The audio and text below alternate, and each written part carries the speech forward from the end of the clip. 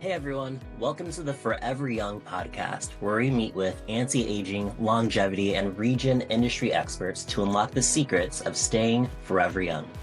This podcast is sponsored by Harper Media. If you're interested in our solutions to grow and scale your business and stand out strong against your competitors, comment growth in the comments section or visit our website at theharpermedia.com. Now, let's start the show.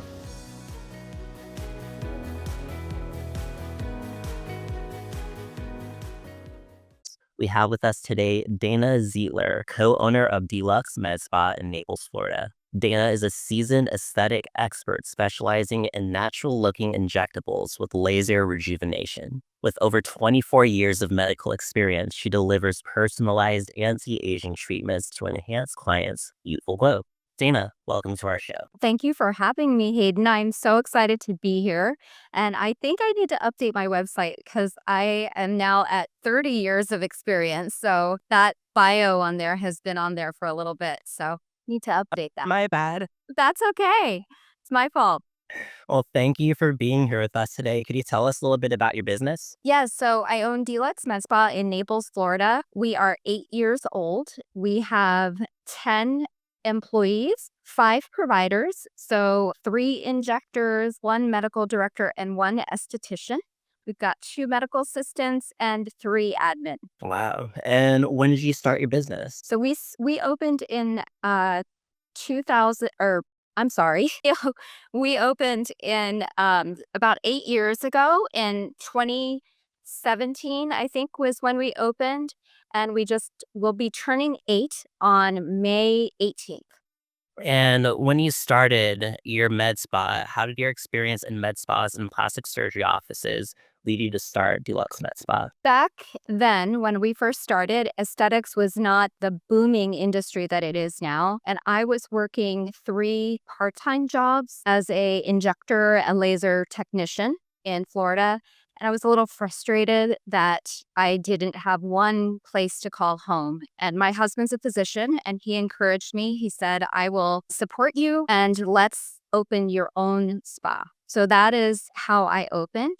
Because I'm a physician assistant and he's a medical doctor, so we were able to do that as a couple. And do you have more than one location now? We don't. We just have 1 location, but we just expanded we've kind of grown. This is our 3rd location that we've moved to. We started with 1 room, then about 3 years in, we became a 2-room.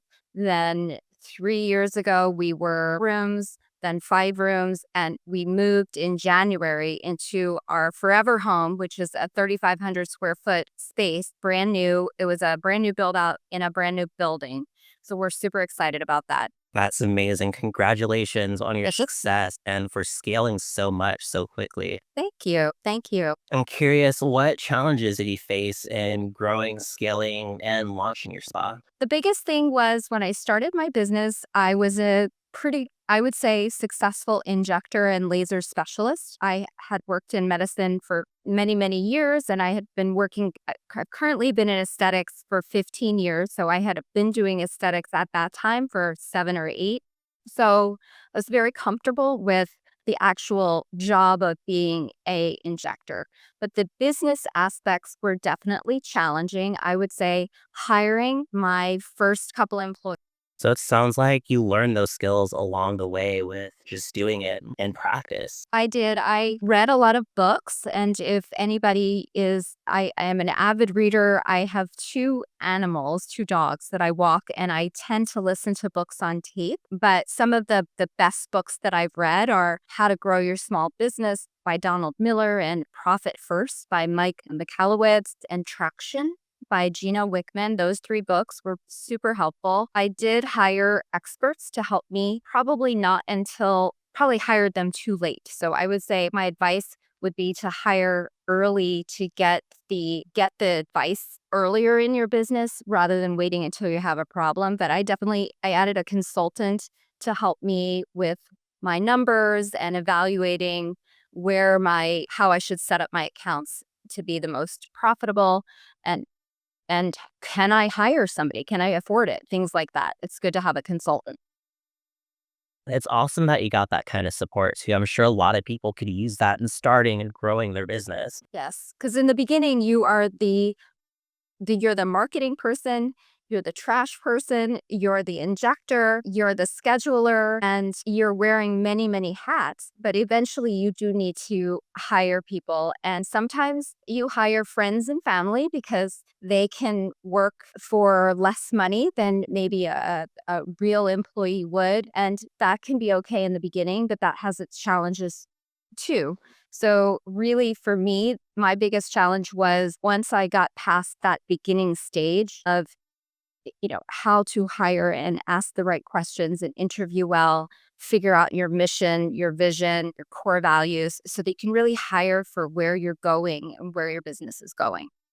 For you as a business owner, when did you know it was the right time to start hiring out for some of the stuff that you were working on? I think I was on vacation with my husband in Nashville, and I was Oh, by the way, my sister lives there. I love Nashville so much. Yes. We were trying to have a vacation. And I remember my husband looking over at me as we were trying to walk around and see the sights. And he's like, "What are you doing on your phone?" And I said, "I need to answer these patients because they want appointments. And if I don't answer them and get them on my schedule for next week, when I go back to work, I won't have any patients." And he's like, "You need to hire somebody to help you." So that was really when I realized I was taking work home with me. I still take work home with me, but I wasn't enjoying my time on vacation with my husband. And I said, I need somebody to schedule patients so that I can, even during the day, I can just be injecting and not worrying about my schedule being full next week. Do you have a better work-life balance now that you have more support? Yes, I do. I have much better work life balance, but my business is also my obsession and my hobby. So I love it and I enjoy learning and growing. I love expanding my mind and trying to be a better business person. So that's my current passion. So even though, is there a balance? I don't know. I enjoy it because it's fun for me. So, over the years, you've built and scaled your business into the big success that it is now. Are there any challenges you face now that your business is doing so well? Absolutely. I think if you turn on the news, there's a lot of gloom and doom out there and uncertainty, I would call it. So I'm definitely feeling some of that in my practice of what the next 3 6 months are going to bring, and we don't know for sure. So I'm looking at ways where I can really get my team as strong as possible depending on whatever is thrown at us, whether it's tariffs or whether people, maybe a recession might be coming. I mean, we'll see. And people may be tightening their belt a little bit. In aesthetics, they call it, there's a lipstick effect where, I don't know if you've heard of this, people still will do treatments, but they might do less treatments. So they might only do Botox in one or two areas instead of their whole face, or they might do just Botox instead of Botox and fillers. So I think that we do need to be somewhat prepared just in case that happens. That actually is something that I've heard from different service providers. I talked to an IV provider, and even she said people that used to come in like 2, 3 times a month are coming in once a month or once every other month now. And there's a lot of uncertainty there. It just sucks to hear that these tariffs, they're really impacting everyone. So I hope that everyone's going to be okay at the end of it all. I think it will pass, but I definitely think we are en route for a little bit of roller coaster ride in the next, I'm going to say 6 to 9 months. Aesthetics is strong. It's something that there is a strong demand for, so we'll be fine. It's just getting from point A to point B and doing it in a smart, I hate to say conservative way, but maybe conserving your resources right now and just getting your team really, really strong and ready. And now that you moved into a new huge space, Dana, what's next for D-Lux's growth and expansion? So, our big thing in our new space, we have room for a training center. So, I have cameras set up and I am planning on hosting trainings at my office. I already trained for a company called Galderma. They make the Restylane and Disport products in the industry, and I also do training for Cytone laser. So I can't wait to start utilizing that training room and having other providers in the industry come to train with me at my office. It sounds amazing. I use Disport myself. Actually, I started with Botox and then I use Disport after, and I really like it. I think it lasts just a bit longer than Botox, and you also don't have to worry about like just freezing your face when you first get it put in. Because when I had Botox, they told me I had to freeze my face. I couldn't smile or anything, but with Disport, that was something that I didn't have to worry about as much. I love Disport. It's used probably more Disport than Botox in my practice, but I have all of the products that are available on the market, but Botox and Disport is my number one treatment that people come in for. And how does Deluxe ensure natural results with injectables through your artistry? So I think if you're going to go to an injector, it's important to making sure you have the same aesthetic. So you want to make sure somebody looks somewhat normal, because if they look crazy, there's a chance that you might look crazy. And you want somebody that is conservative and has a less is more approach. So I train my injectors to really focus on rejuvenation and helping people turn back that clock a little bit. And maybe they've lost a little volume from the aging process, or maybe they've gotten a little sun damage over the years, and really correcting those issues versus trying to change a person's look completely. We want to enhance and rejuvenate and not make anyone look weird or different.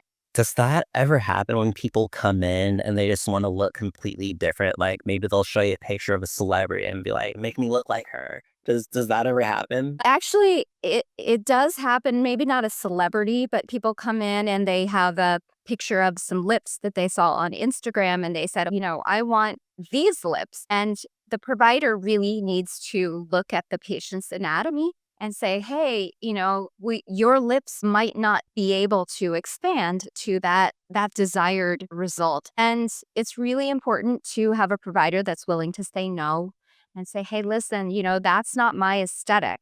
Because I look at every patient that's in my chair as a walking billboard. So that's my work out there. And there's an injector out there for everyone. But I generally will try to talk people out of anything that is unnatural and isn't my aesthetic. And why is it important to find an injector who's comfortable telling you no at times? Well, I think it proves their honesty. And I think honesty with the patient builds trust. It's a very trusting relationship when people are trusting you to take care of their face, take care of them with devices like lasers, and anything you can do to build trust with your patient is going to create a long-term relationship where they're going to come to you, even if you're telling them, hey, listen, the tools that I have in my toolbox are not going to give you the results that you want. Here's a plastic surgeon that you might want to consider, because that is really what you're asking me for. So really building trust with your patient is the most important thing in my opinion. So I'm interested in lasers like BBL Hero Halo and also Moxie. Can you tell us a bit about what those lasers are and what they do? Well, I love lasers. Lasers are my kind of baby. And BBL is our most popular. It's actually not a laser, it's a light-based treatment. It uses different wavelengths of light to target things like pigment, which would be brown spots and broken capillaries, but it also helps stimulate collagen, and it's really minimal to no downtime with the BBL, which I know you and I talked about. BBL does not stand for Brazilian butt lift. It stands for That's not it first. broadband light. BBL is fantastic. Patients who come in 3 or 4 times a year, their skin is brighter, clearer, looks healthier. And there has been a study that people that do 2 to 4 BBLs per year, it was a gene expression study where their cells acted like younger cells after 10 years of BBL treatments several times a year. And their photographs of their skin, it looked younger and healthier 10 years after the study was done. So it's a Stanford study. So that's BBL. Moxie is a non-ablative fractional laser. So it's a thulium 1920 laser, and I call it kind of a skin polish. So it's going to work on brown spots and sun damage, and it's going to work a little bit deeper level than BBL can get to. And it's a great rejuvenation treatment. And then there are other lasers that are aggressive than Moxie. The next one up would be Halo, which is a dual wavelength ablative, non-ablative laser. And then, of course, we have full surface ablative lasers, which kind of peel your skin.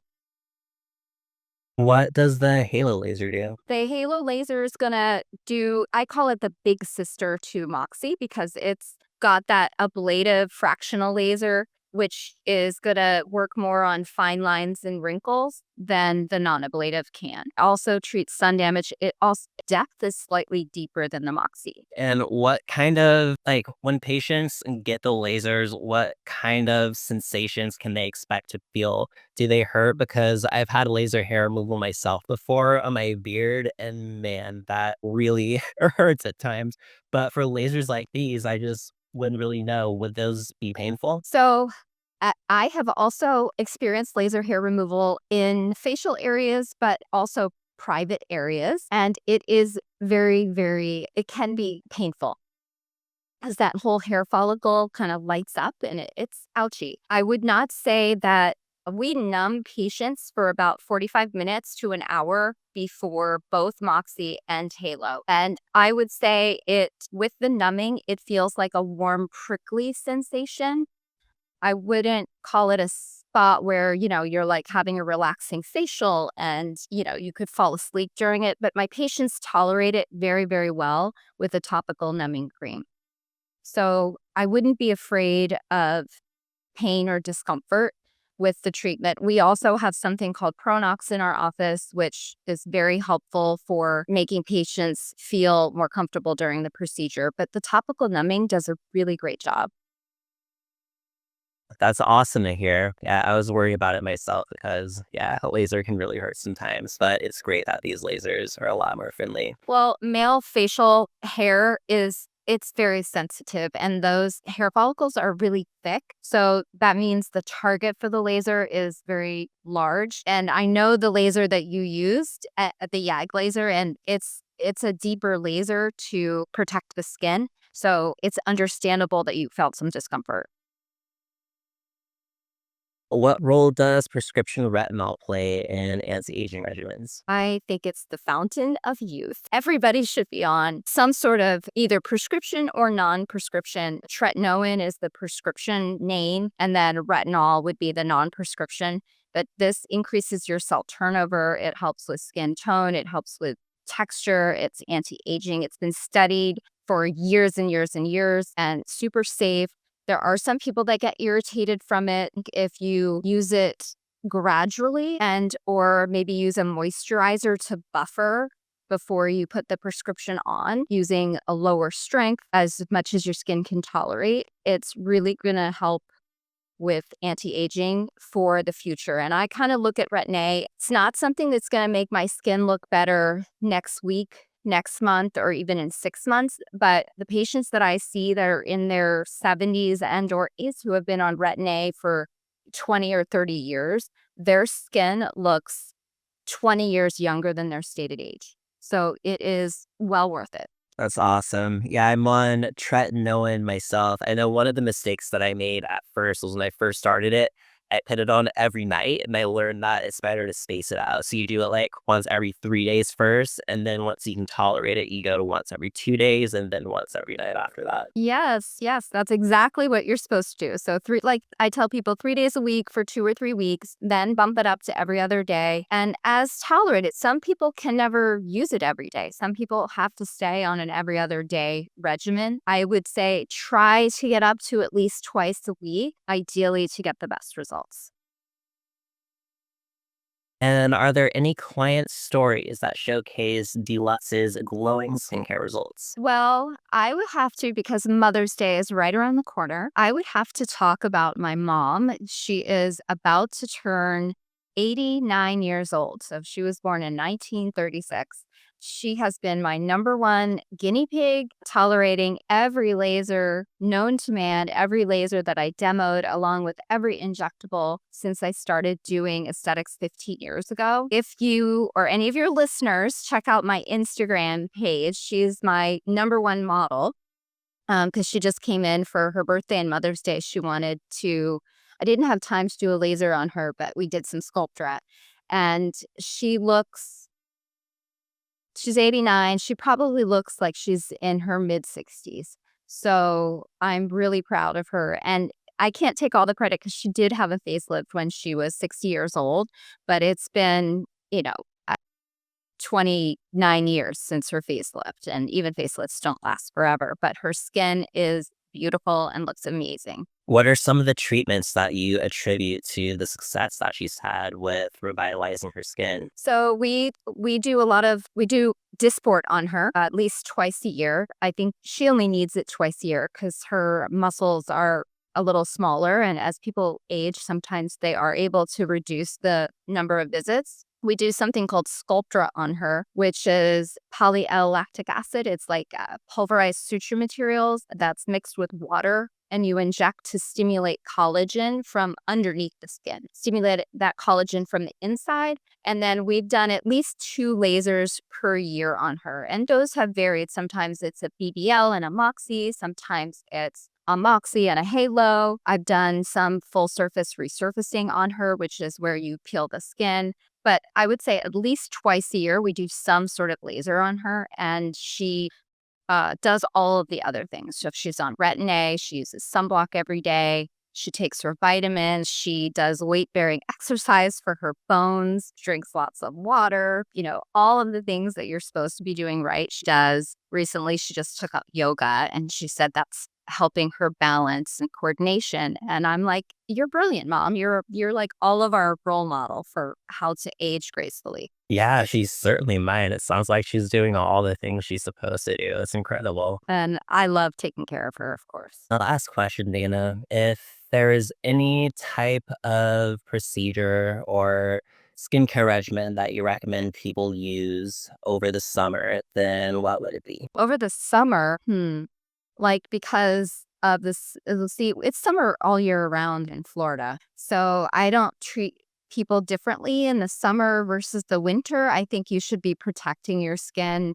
all the time. So sunblock would be my absolute number one thing to use besides the Retin-A. And even more important probably than the Retin-A is a daily sunblock and a hat. And that's something you don't need to come to my spa to buy. I like the ones that Costco sell for $14, and you could throw them in the wash and they have a little tie underneath. Best investment is wide brim hat and sunblock for sure.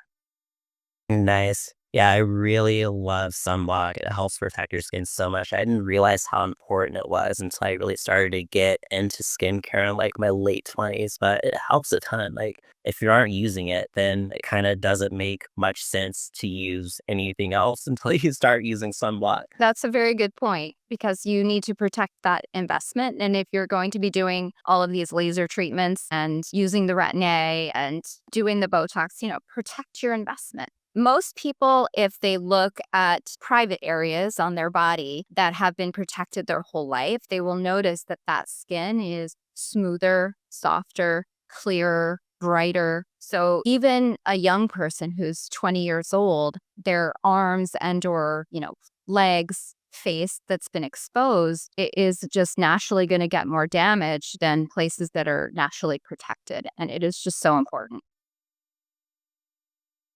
Dana, thank you so much for being a part of our episode today. Well, you're welcome. And thank you for inviting me, Hayden.